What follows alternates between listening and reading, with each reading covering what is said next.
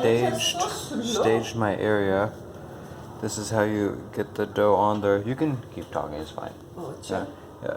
You can, if you just do that, you can create this area where you can roll your dough, you know, stick to the surface. There's also a little pile here, it helps out too. Let me get my rolling pin.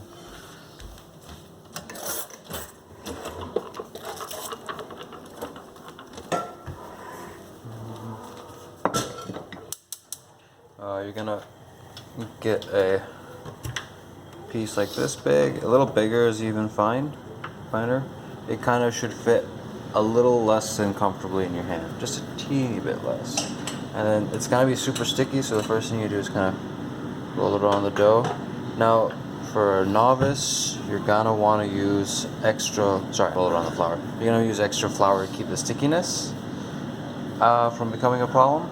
But be aware that the more flour you use, you know, the less fun your paratha is. I don't know how to describe what you're losing from adding too much flour, but my mom said it doesn't help.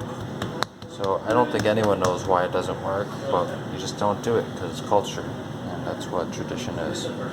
So I'm gonna go ahead and roll this dough and show you what happens in the end, okay? Or maybe I can show you this whole thing. Nice. Okay.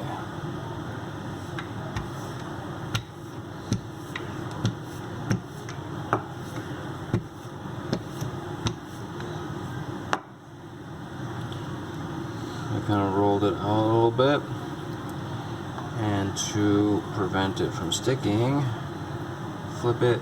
Kind of grab some more of the floury area of my board. I could also sift some more on my surface here to make it easier, but I also try to reduce how much flour I use in a sitting. You can also put over here to make sure it doesn't stick to the rolling pin, because that will also be an issue. Again, I don't know how much experience you have with bread, so perhaps I am belaboring the point, but if you don't know, I want you to know.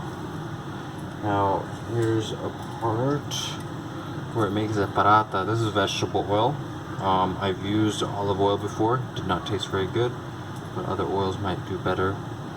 But you can go ahead and just, like, you know, a teaspoon or whatnot. There's no real measurement of how you do anything in this. It's just preference, right? As cooking is.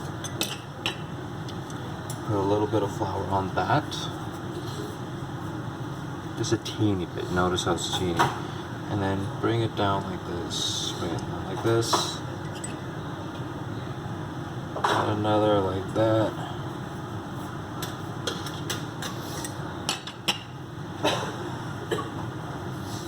Put it like this.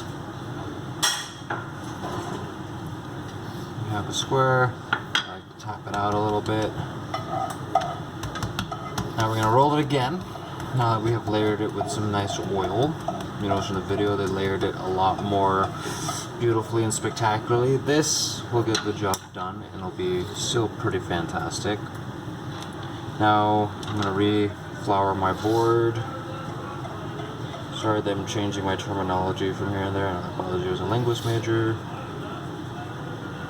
But this next part, the oil in there will squeeze out. So I like to go gentle first.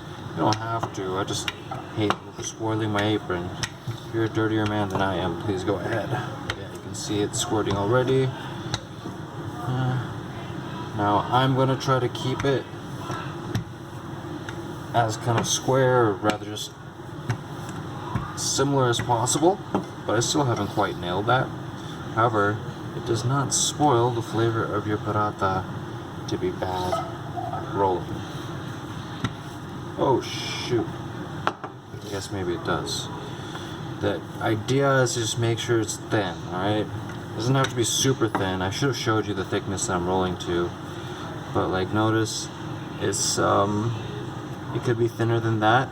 But yeah, it doesn't have to be like, you know, phyllo dough thin or anything like that. It's just gotta be you know, think maybe tortilla thin. That'll probably do you.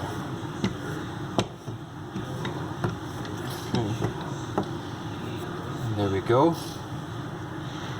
Ami, can you hold the phone for this? Should I make the paratha now? It's gonna get cold. Alu's not ready.